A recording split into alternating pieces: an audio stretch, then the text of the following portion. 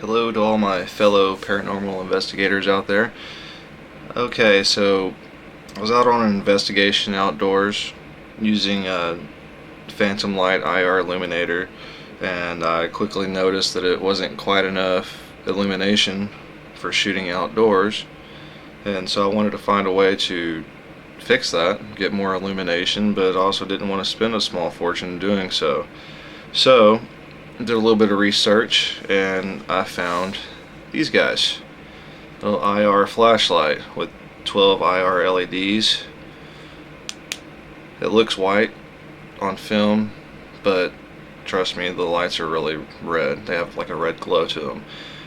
I bought 3 of these and I got them from dealextreme.com, and I paid $16.16 for 3 of these.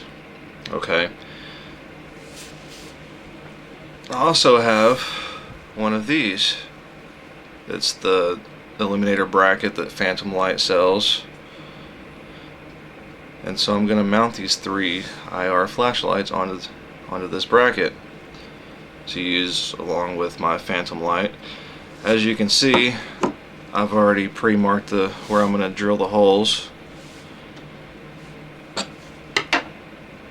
And I'm going to use these guys, little conduit strap. It's galvanized so it won't rust or anything like that, and you can get them at Home Depot. They're 1-inch 2-hole strap is what it's called. Alright, and then also I'm also going to be using these machine nuts that can be bought at Home Depot, or actually machine screws as they're called.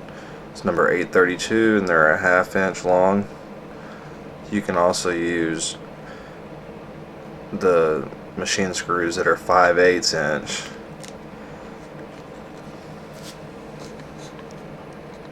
And they also come with their own nuts inside the package.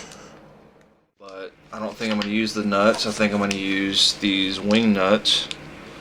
It's also number 832 from Home Depot. And then also I'm going to use these flat washers, number 8. There's 30 of them in this package. I spent about $4.50 for this stuff to fasten the flashlights to the bracket. Okay, and what I did, I methodically figured out the placement, and basically what we're gonna do is we're gonna have 2 of these sitting at an angle, okay, like so, and then the one in the middle is gonna be like that, and then we'll have another one on this side, and the conduit strap is gonna fit underneath this little wing nut, and that's where your IR illuminator is gonna screw into on top if you have a Phantom Light. Okay, and then when I mark these holes, I put a little punch mark in there so my drill bit will sit nice in there and I can get a nice clean hole. Hopefully, that's the goal anyway. Okay, so now I've got the bracket clamped down so it doesn't slide around when I drill into it. And I'm going to use a 3/16 drill bit. You don't want to go too big. 3/16 should be plenty enough for those bolts to fit through. And so I'm going to drill the first hole. I want to be real careful and get it nice and straight.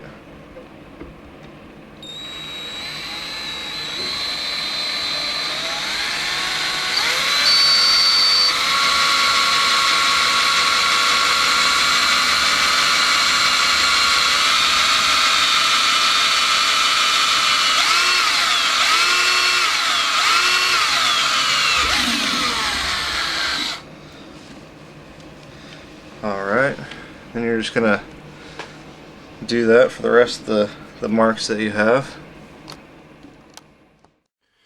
Okay, so now I have all the drills holed, and just so you can see, that hole is 3¼ inches away from the hole that will be used to mount to your camera. Okay, and then the other one in the center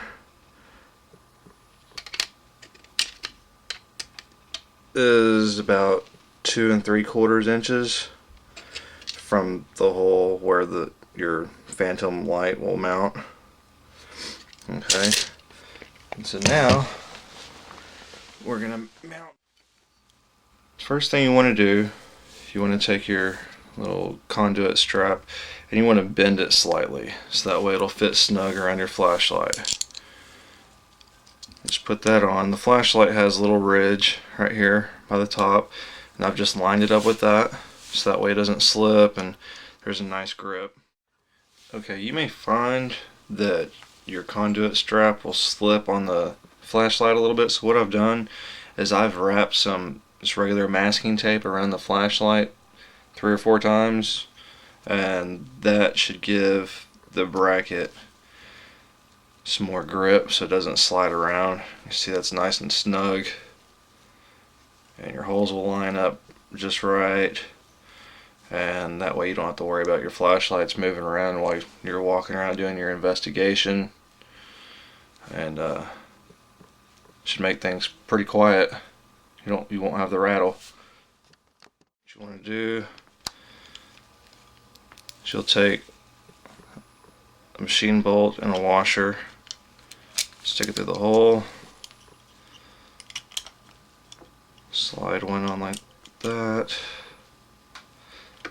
while you're holding it. Stick another flashlight on, put a washer on top of that. You'll want to hold all that in place and then take a Phillips head screwdriver, just tighten it up a little bit. Okay, I've finally got it all together. You can see how close everything fits. There's the bottom of the illuminator there, and then this is where you'll screw everything into your camera. You'll want to be sure to leave plenty of room so you can turn that and tighten it, and also do it just right. There's very little room to play with, but you'll flip it over. This screw right here will barely miss the bottom of the camera, so everything will fit nice and flush. Okay, let's see the angle I have here. I've got one going straight out, one out to the right, and one out to the left, and you got your illuminator sitting on top. So with all of this, I now have 61 infrared LEDs. And again, it's going to show up as white on film here, just because even not in night mode, it'll pick up some infrared light.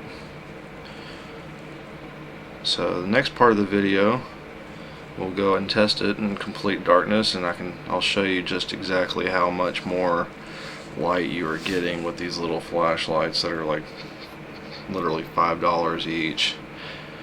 I will go ahead and tell you that with these flashlights mounted on here, it does make your setup a little heavy.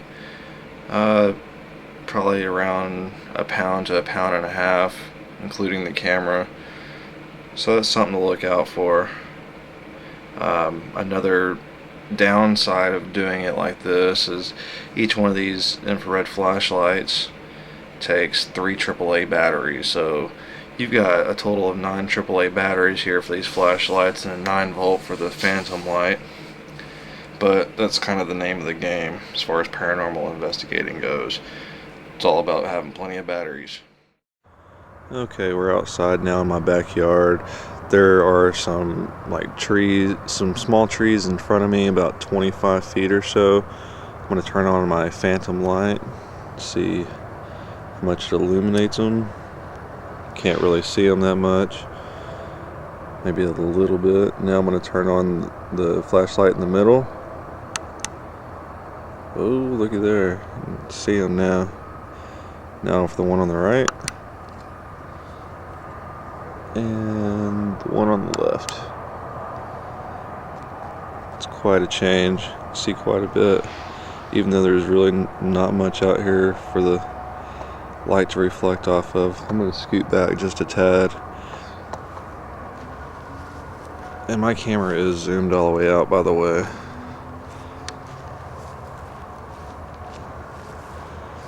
And now we're about 34 feet away. You can still see the trees.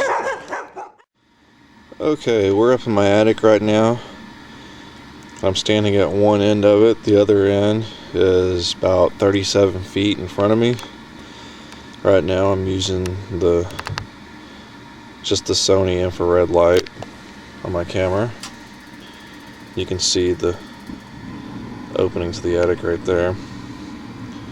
Okay, now I'm going to turn on my phantom light so you can see how well it does in an indoor area. That's with the phantom light. Okay, now I'm going to turn on the IR flashlights. That's just one. That's the one in the center. See quite a difference it makes. Turn on the one on the right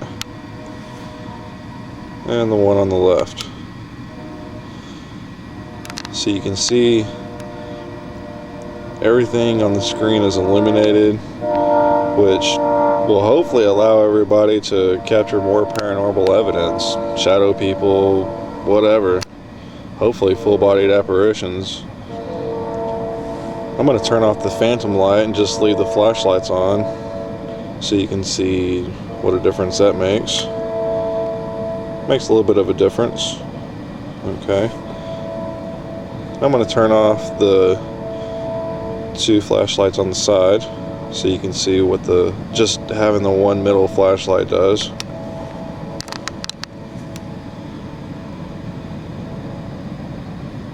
So it's not bad.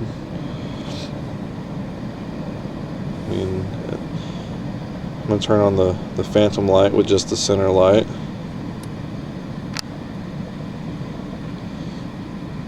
So even that is a pretty huge difference, just using the phantom illuminator and one IR flashlight. Turn on the other two flashlights again, and you have illumination all the way across the screen, which is absolutely fantastic. There's none of that spotlighted effect that you see with a lot of illuminators that have like a 30-degree viewing angle. None of that business going on. So enjoy.